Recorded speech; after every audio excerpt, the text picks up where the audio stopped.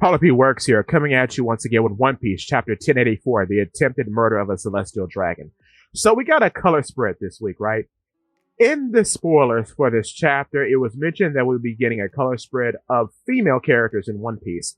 I thought they were talking about Nami and Robin specifically, similarly to how we got one of all the Straw Hat Boys a few weeks ago. However, another thought that ran in my head was that what if we get a color spread of women who may or may not be main characters in the future? We got the latter, boys, and I can't tell you how giddy I am to talk about it. Let's talk about it. So, I think out of all the women here in One Piece during this sort of beach-themed color spread that we got, with koi and floaties and such, I think the ones in the middle area are the most important, with a few red herrings. The red herrings I'm referring to are Boa Hancock and Tama. I think Boa Hancock and Tama are important because, of course, Boa now has a bit more relevance because of S-Snake, and then Tama was very important during the entire event of Wano, and then we find out she's a Kurozumi, so that's interesting. But I think these 5 characters, other, of course, than Nami and Robin, are going to join the crew. I'll just come out and say it. Because there's been a lot of talk of who and who won't join the crew over the years.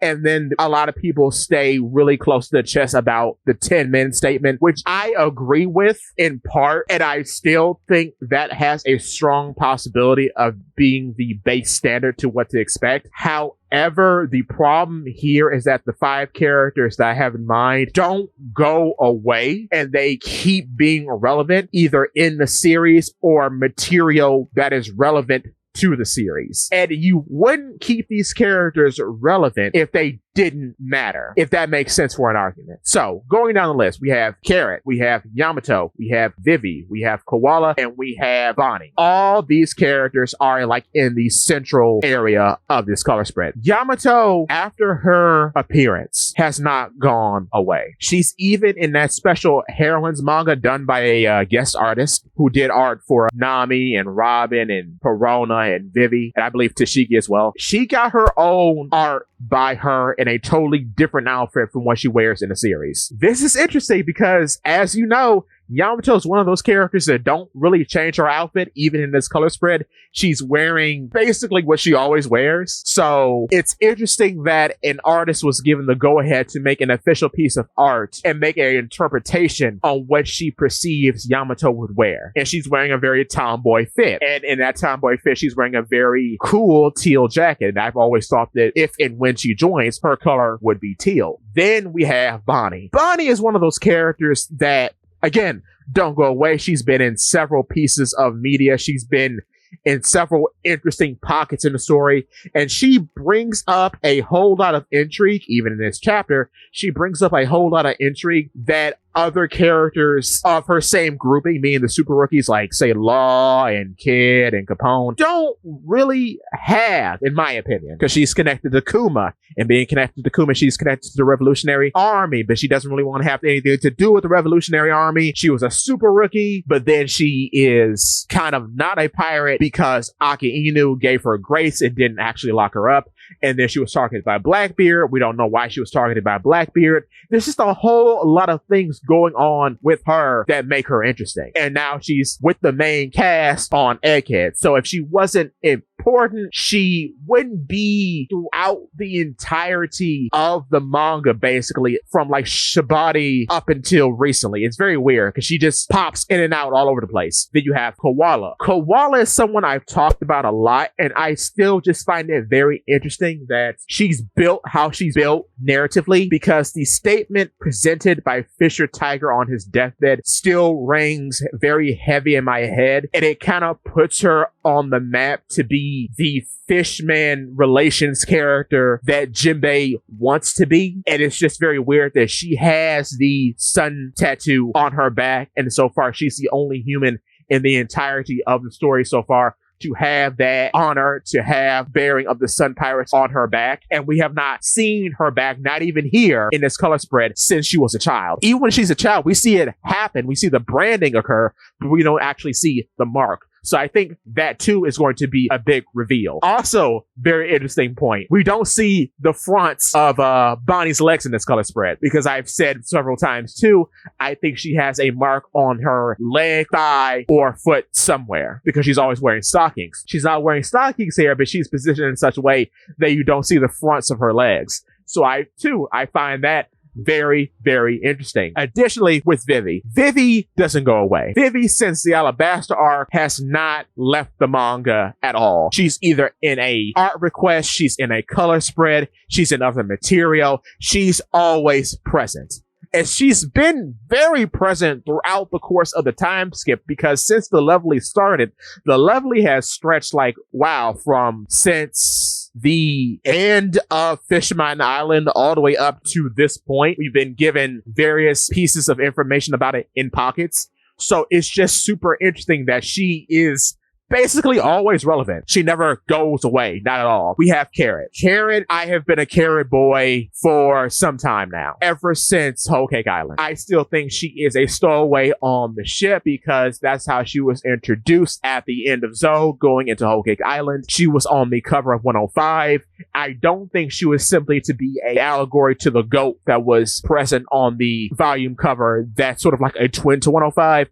I don't think that at all. I think she was her own entity because also the difference between those two covers is that cover has an extra character in the minor that Buggy meets that is not anywhere to be seen on volume cover 105. So Carrot is special in her presence on that volume cover. And here she is again here. And she's in a Zeus floaty, which then relates her back to Nami. She and Nami are wearing red shirts. It's very intentional. It's very, very interesting. And then what I forgot to bring up is that on our sunny floaty here, we have Yamato, Vivi, who is right between Yamato, Robin, and Koala, which is interesting. And then down in the corner, we have Tashigi, Rebecca, Mansheri, and Sugar on the Going Sunny floaty. Now, Tashigi, Rebecca, Mansheri, and Sugar are interesting because Tashigi becomes more and more fascinating by the second. I don't think she'll join the crew, obviously not, but I do think she's going to be one of our more important Marines because, again, in Egghead, she shows up to rescue Kobe, and Smoker's not there, so I don't know, dog, what's happening with Smoker. He's just been out of the game since he got mollywalked and punk hazard by Doflamingo, so I don't know. Speaking of Doflamingo, Sugar's the only representative of the Doflamingo family here, which again is super odd because remember, Baby 5 was a part of that family too, and Sai is in this chapter, yet Baby 5 is not here. Not important. Of course, Shirahoshi is here because Shirahoshi is the most important fish person in the manga as far as I'm concerned. Mansheri could be important simply because of Leo being in the Grand Fleet, and she is closely associated with Leo, so there's that. And then we have Rebecca. Rebecca, I don't think is important as a whole. Maybe she'll play a role later, but I don't really have many thoughts on her. I do have thoughts on Oti and Reiju because I think in the future at some point there's going to be a cover story about Yamato going through Wano and just how Odin had Denjiro and Kinemon follow him around. I think Yamato will have Oti, her sister basically, and Page One, her brother, follow her around Wano until she gets ready to actually leave Wano and go on her voyage. That's what I think. Because there's not a real reason why she's here as another representative from Wano and not like Black Maria or Bao Wang. You kind of see what I'm saying? It doesn't really make sense. So I think she'll play a role in the future. To accompany them, Tama could also be a part of that little group. Who's to say? I don't know. Reiju's an interesting one because we know Reiju's going to be important at some time later because of the formation of Neomads. I've done many videos now on Neomads. But yeah, she's going to be a part of that because she has to follow her father's wild and wacky wishes. That's just how she's programmed. So yeah, she'll be a part of that most likely. And then I think Perona is going to join Cross Guild. I think Perona has only increased in importance based on just how long she has been in the manga after Thriller Bark. I don't think she was going to be a crewmate. That ship sailed at the return to Shabati, but I think she could join Cross Guild because of her close relationship with Mihawk. I think that's a very strong possibility. And yeah, those are my thoughts on this color spread. So more videos about each of these characters in the future. But again, I think Yamato, Vivi, Koala, Carrot, and Bonnie are going to join the crew, giving us a total of 14 characters. That's what I think was going to happen. Now, you may be saying 14, what do you mean by that? Well, I think one of the characters that are a part of the crew now may not be a part of the crew later. And I'm going to give you a hint. This character didn't have a strong backstory and is upstaged by several characters in his backstory. One of them being Koala. And that's all I'll say about that. But moving on with our chapter, Sabo takes care of some knights and he meets Bonnie, which is interesting now because now we're associating Bonnie with the Revolutionary Army. Okay. Bonnie says she keeps up revenge with the Revolutionary Army, so she finds Sabo trustworthy.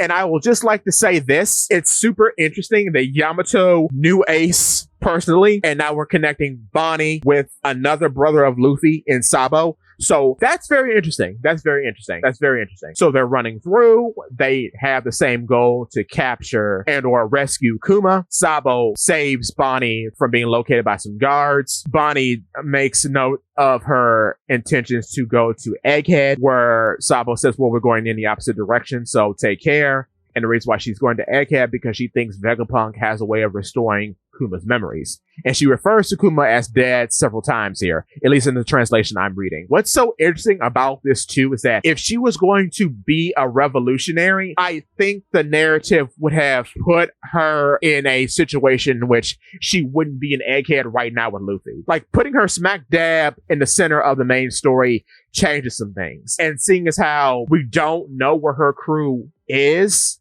it was mentioned before that she just came alone to Egghead.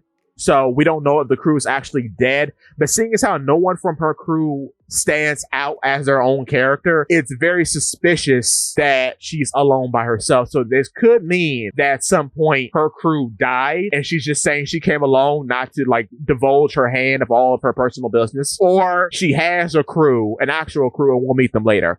But seeing as how we spent so much time in Egghead with her developing her character specifically, and seeing as how when she first debuted, nobody in her crew would stand out as like a member, nor was it ever made mention that any of them were of any importance. I'm treading on the side of she's a lone agent as far as the story goes right now. We go back to Cobra, and Cobra talks about some very interesting information. He tells the 5 elders that you're aware of the 20 families that came together to form the Celestial Dragons and how they left particular people in their stead to run their separate countries, where they ascended to Celestial Dragon ship. And of all those nations, the only nation that didn't ascend was that of Alabasta, with one Nefertiti Lily. Now, funny thing about the name Lily here, the translation I'm reading spells Lily Lili to go in accordance with Vivi, which is Vivi, and then her mother Titi, which is Titi.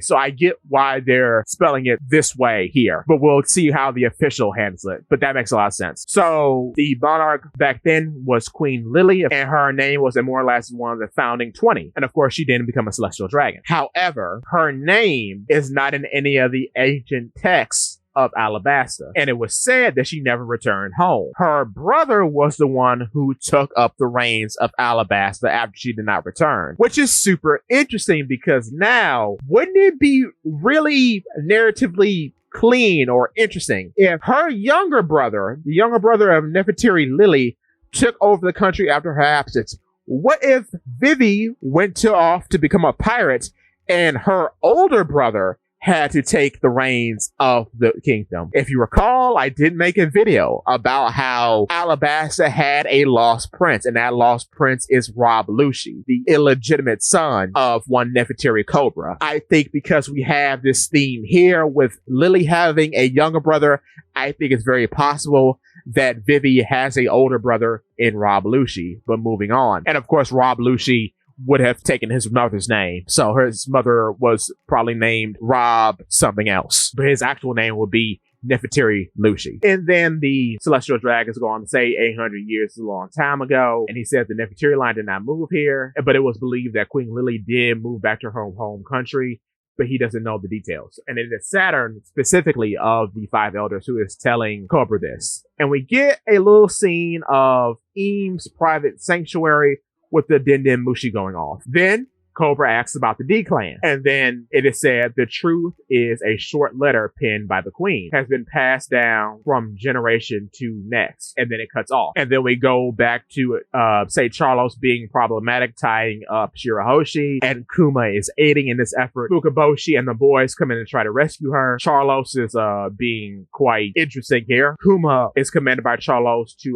blow the Fukaboshi brothers away with his laser beam. And then Myorosgar gives Sai the clearance to attack Charlos. Then Charlos is flattened like a pancake in an epic panel by both Sai and Leo, with a combination of Tontada Tail Hammer and Hashoken's secret art Drill Dragon Nail. Oh, this is so funny. Charlos is completely flat, like an accordion. It's amazing. Then once this occurs, Kuma charges up his laser to fire again. However, he is stopped by Morley, who pops out of the ground to apprehend Kuma. And then we get a funny scene with with Charlos's dad, which I think this is the translators having a bit of fun, because Charlos's dad says, "Look how they massacred my boy." You did not say that.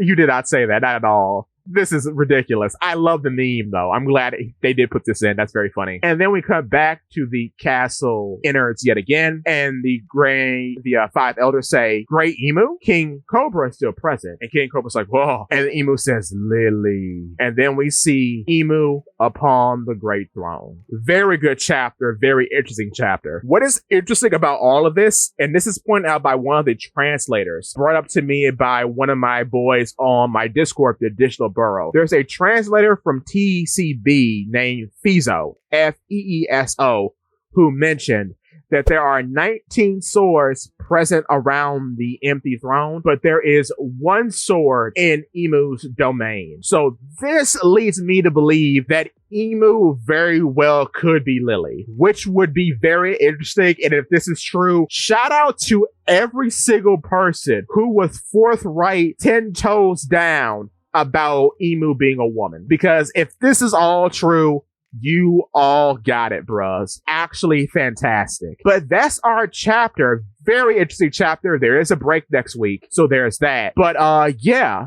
Thank you so much for watching, and we'll talk about more stuff regarding the 5 women I mentioned at the start, because I think this is going to be very interesting moving forward. But yes, thank you again for watching. If you like stuff like this, please feel free to check out my YouTube channel, Polipede Works. And if you like what you see, I would appreciate your subscription. Thank you so much. See you next time.